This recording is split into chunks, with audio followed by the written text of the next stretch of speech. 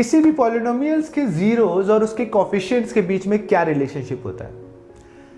Hello students, मैं अमित कुमार और आप सभी लोगों का मैं स्वागत करता हूं इन्फोबाइट कोचिंग सेंटर के यूट्यूब चैनल में। आज का हमारा video lecture class 10th mathematics के पॉलिनोमियल चैप्टर पर है और ये हमारा एनसीईआरटी का वीडियो लेक्चर है। इस वीडियो लेक्चर में हम लोग देखेंगे कि किसी भी पॉलिनोमियल्स के जो जीरोस होते हैं और उसी पॉलिनोमियल्स के जो कोफिशिएंट्स होते हैं, इन जीरोस और कोफिशिएंट्स के बीच में क्या रिलेशनशिप है। एक्चुअली इसके इस्तेमाल से, इस रिलेशनशिप के इस्तेमाल से आप कई सारे काम कर सकते हो। अगर आपके पास जीरोस अवेलेबल है, सिर्फ क्वेश्चन में सिर्फ आपको जीरोस दिए हुए हैं और आपको पॉलिनोमियल फाइंड आउट करना है, तो आप खट से पॉलिनोमियल फाइंड आउट कर सकते हो। इनफैक्ट इस रिलेशनशिप के इस्तेमाल से अगर आपके पास अधूरा पॉलिनोमियल है, आपके जीरोस में से आपको कुछ जीरोस ही मालूम है, तो भी आप पॉलिनोमियल को कंप्लीट कर सकते हो या बचे हुए जीरोस को फाइंड आउट कर सकते हो। वैसे बहुत सारे काम हैं जो इस टॉपिक के ऊपर बेस्ड है कि एक पॉलिनोमियल के कोफिशिएंट्स और उसके जीरोस में क्या रिलेशनशिप है।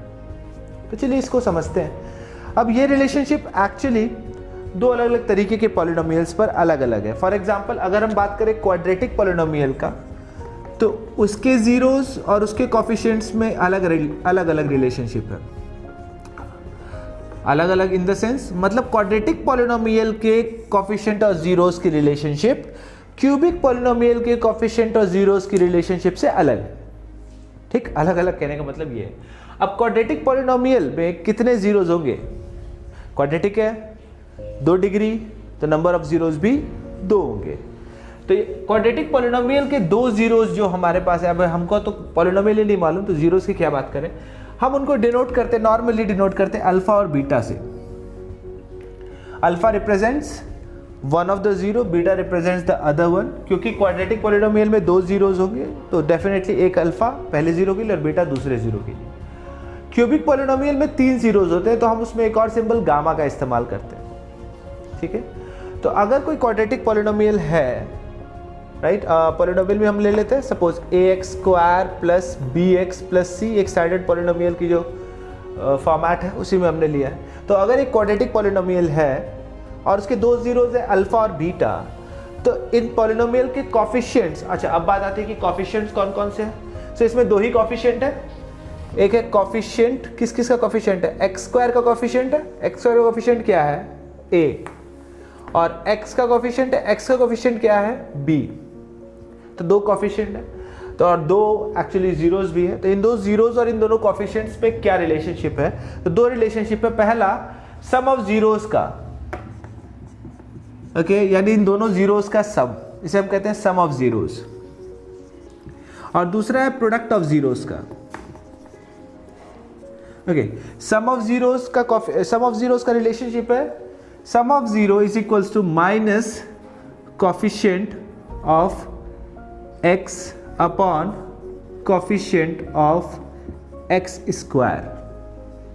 यानी अगर हम दोनों जीरोस, किसी भी क्वाड्रेटिक पॉलिनोमियल के 2 जीरो अगर हमारे पास हैं और उन दोनों जीरो को अगर हम सम करें, तो उस सम की वैल्यू इस पॉलिनोमियल के x² के कोफिशिएंट और x के कोफिशिएंट के फ्रैक्शन के बराबर होगी। डेफिनेटली न्यूमरेटर होगा कोफिशिएंट ऑफ x और डिनोमिनेटर होगा कोफिशिएंट ऑफ x²। और याद रखिएगा ये नेगेटिव सिंबल। सो अभी हमने देखा कोफिशिएंट ऑफ x क्या है? b, और कोफिशिएंट ऑफ x² क्या है? a। सो हम कह सकते हैं कि सम ऑफ जीरो यानी alpha plus beta is equals to minus b upon a। Similarly बात करते हैं प्रोडक्ट ऑफ जीरोस की। प्रोडक्ट ऑफ जीरोस क्या कहलाएगा? प्रोडक्ट ऑफ जीरोस, ये एक रिलेशनशिप था। दूसरा है प्रोडक्ट ऑफ जीरोस का। Now product of zeros is alpha into beta, and ये होता है constant term which is in positive, no negative sign, constant term divided by coefficient of x² again. याद रखिएगा क्वाड्रेटिक पॉलिनोमियल है, highest degree क्या है? 2। तो जो डिनोमिनेटर होगा रिलेशनशिप में वो इस हाईएस्ट डिग्री के कोफिशिएंट होगा, यानी x² का ही कोफिशिएंट होगा। ओके, सम ऑफ जीरोस में न्यूमरेटर होगा coefficient of x, product of zero में न्यूमरेटर होगा कांस्टेंट टर्म। ये नेगेटिव है, ये पॉजिटिव है। So that is equals to constant term क्या है? इसमें कांस्टेंट टर्म है c, so that is equals to c by a।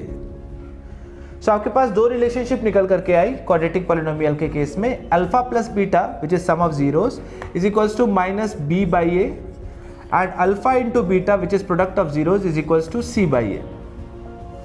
Okay, अब क्वाड्रेटिक पॉलिनोमियल के हिसाब से इसमें किस तरह के क्वेश्चंस उठते हैं उसके समझने के लिए एनसीईआरटी के दो एग्जाम्पल करते हैं कि आपके एनसीईआरटी बुक में एग्जाम्पल 2 है, आपके सामने अभी दिख रहा होगा। एग्जाम्पल कह रहा है कि find the zeros of the quadratic polynomial which is given over there X square plus 7x plus 10 and verify the relationship.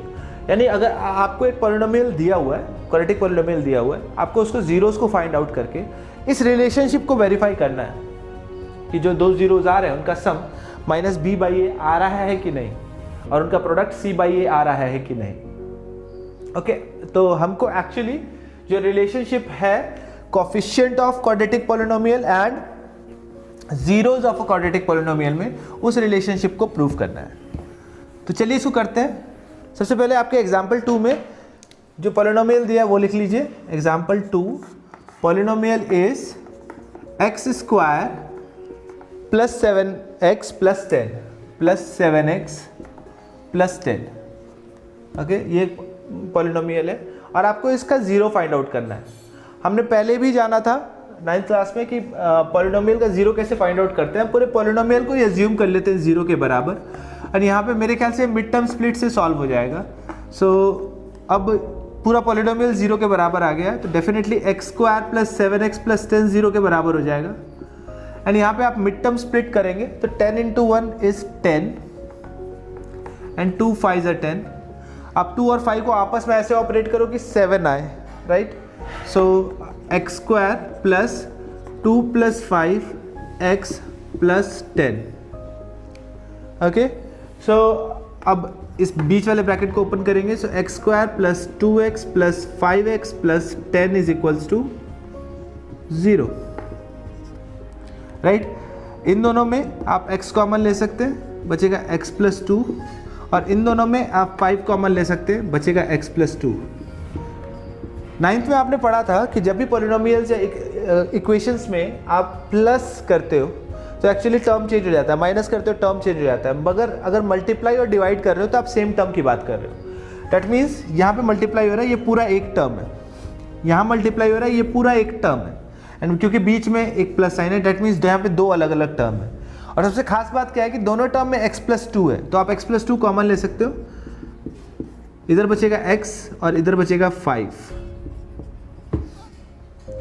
अब यहां से दो चीजें निकल के आती हैं, या तो आप x प्लस 2 को 0 के बराबर रखो या x प्लस 5 को, क्योंकि अगर जैसे ही सपोज मैं x प्लस 5 को इक्वल टू के उस साइड भेजता हूं तो हो जाएगा x plus 2 is equal to 0 upon x plus 5 and 0 by anything is 0।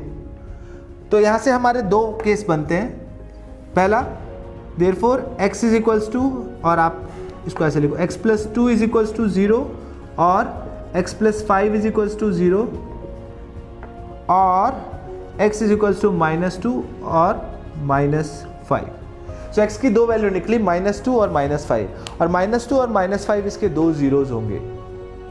सो हमको एक पॉलिनोमियल था, हमने उस पॉलिनोमियल का, क्वाड्रेटिक पॉलिनोमियल का दो जीरो फाइंड आउट किया। मिड टर्म स्प्लिट के लिए इसको, मिड टर्म स्प्लिट को यूज़ किया गया इसको सॉल्व करने के लिए। अगर मिड टर्म स्प्लिट आपको क्लियर नहीं है तो हम आगे आप 9th क्लास के वीडियो लेक्चर में उसको देख सकते हैं। आगे हो सकता है कभी हम उसका डाउट लेक्चर भी लें। अगर आपका डाउट है तो आप प्लीज़ उसे रेज करें, कमेंट बॉक्स में जाकर के अभी लिखें। ओके, सो हमारे पास दो जीरोज आ चुके थे। वो दो जीरोज क्या थे? -2 एंड -5।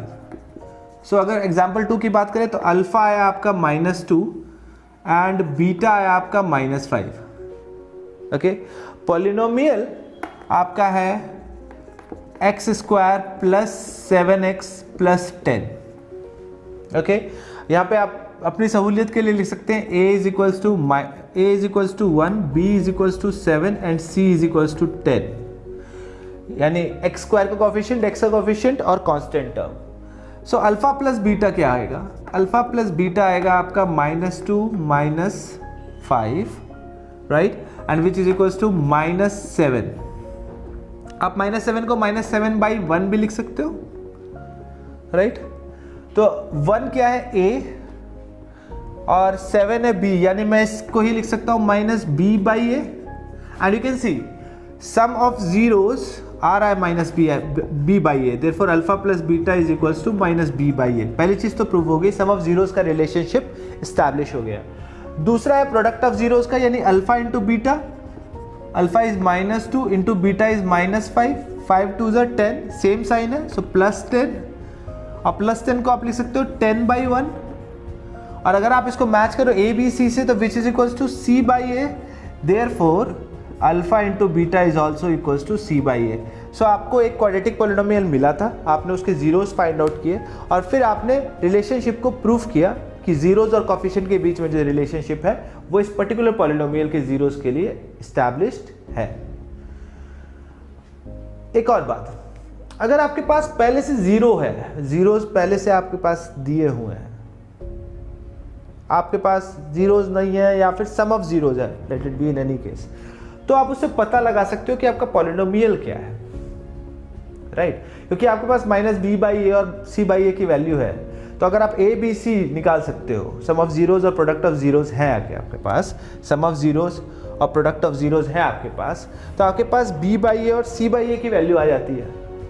तो अगर b/a और c/a की वैल्यू आपके पास है तो आप इजीली फाइंड आउट कर सकते हो a b c को, और a b c जब आ गया तो आपके पास पूरा पॉलिनोमियल आ जाएगा।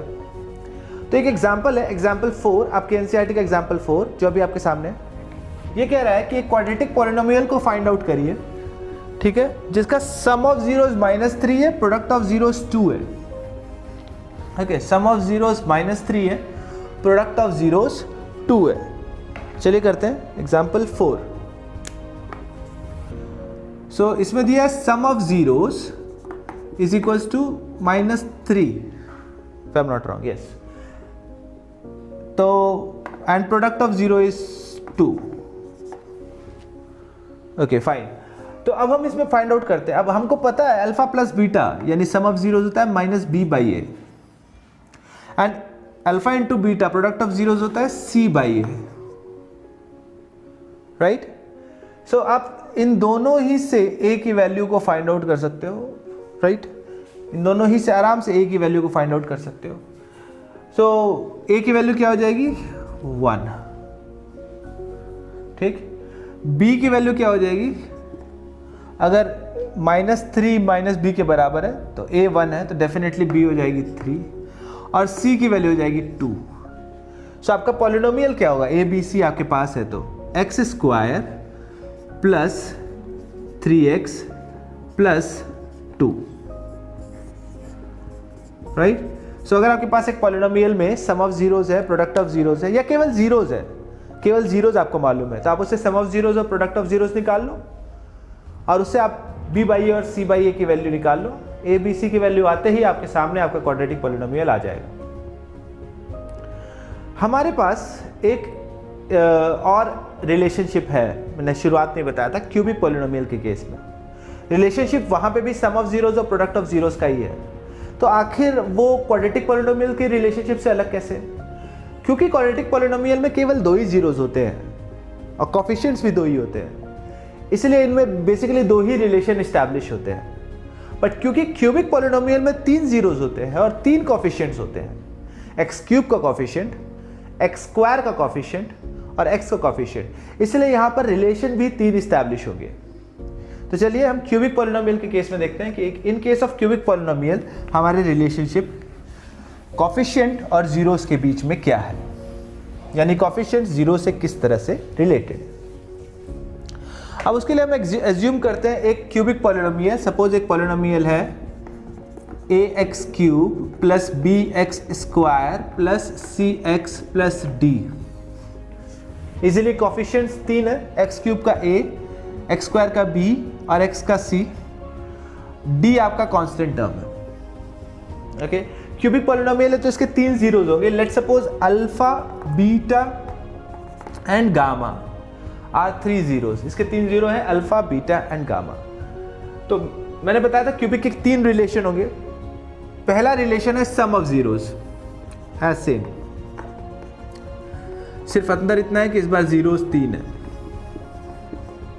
ओके, और सम ऑफ जीरोस होता क्या है? That is equals to sum of zeros is equals to b/-b/a, right? तो यहाँ पे -b/a होगा एक्चुअली मैं बी और सी के बाद में बताता हूँ, आपको सिंपली बताता हूँ। सम ऑफ जीरोस की वैल्यू हम लिखते क्या है, वो है minus coefficient of x square upon coefficient of x cube. अब आप कैसे याद करेंगे? देखिए, याद करने का तरीका बड़ा सिंपल है कि आपका जो हाईएस्ट डिग्री होगा किसी भी पॉलिनोमियल का, क्वाड्रेटिक के केस में 2 और क्यूबिक के केस में 3, तो क्वाड्रेटिक के केस में एक्स स्क्वायर का कोफिशिएंट डिनोमिनेटर में होगा, क्यूबिक के केस में एक्स क्यूब का कोफिशिएंट डिनोमिनेटर होगा। और जब आप सम ऑफ जीरोस निकालते हैं तो न्यूमरेटर की डिग्री जस्ट 1 कम होगी सम ऑफ जीरोस में, दोनों ही के केस में। अब एक्स स्क्वायर का कोफिशिएंट क्या है, अब आपको कंफ्यूजन नहीं होगा। एक्स स्क्वायर का कोफिशिएंट क्या है, b, और एक्स क्यूब का a, so that is equal to minus b by a। दूसरा जो रिलेशन है वो है sum of product of zeros, sum of product यानी मल्टीप्लाई का सम, ठीक है। और इसमें 3 मल्टीप्लिकेशन होंगे, अल्फा बीटा के साथ मल्टीप्लाई हो सकता है, बीटा गामा के साथ मल्टीप्लाई हो सकता है, और गामा अल्फा के साथ मल्टीप्लाई हो सकता है। इसमें भी डिनोमिनेटर में तो आपका आएगा coefficient of x cube, numerator में आएगा कोफिशिएंट ऑफ एक्स, एंड ये एक्स का कोफिशिएंट है सी, सो ये हो जाएगा आपका सी बाई ए। अब तीसरा रिलेशन जो है वो है product of zero, simply product of zeros,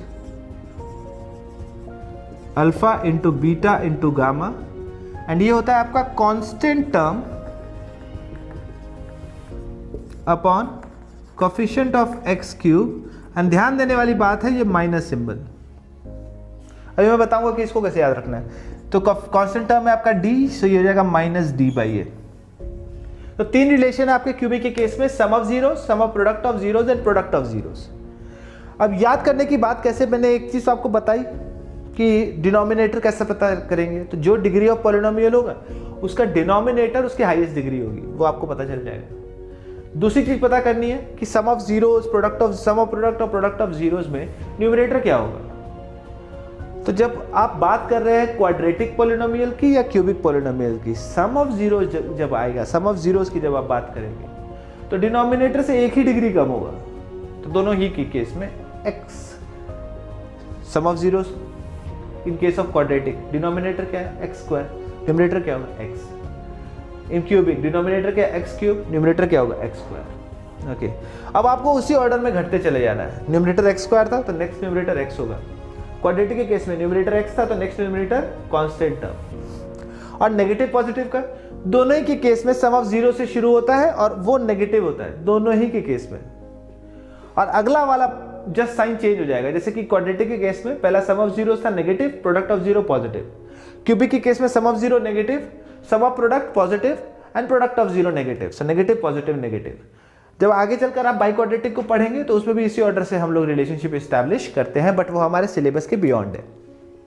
तो हम लोगों ने देखा कि किस तरह से रिलेशनशिप एस्टैब्लिश की होती है या किस तरह से रिलेशनशिप दी sum of zeros, product of zeros और कोफिशिएंट ऑफ क्वाड्रेटिक इक्वेशन में, sum of zeros, sum of product of zeros and product of zeros with coefficient of cubic expression में।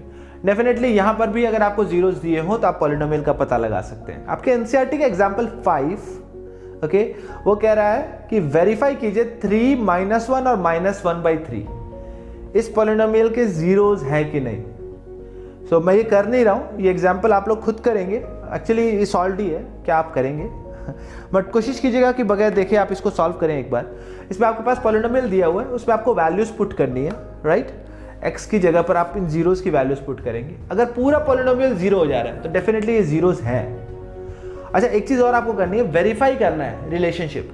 तो क्यूबिक है, आपको ये 3 रिलेशनशिप वेरीफाई करनी है। इसको आप करने के बाद अपने एनसीईआरटी के एक्सरसाइज 2.2 को सॉल्व करेंगे, ठीक है। अगर आपको कोई भी डाउट होता है एनसीईआरटी एक्सरसाइज 2.2 के किसी भी क्वेश्चन में तो आप रेज कर सकते हैं यहाँ नीचे कमेंट के रूप में।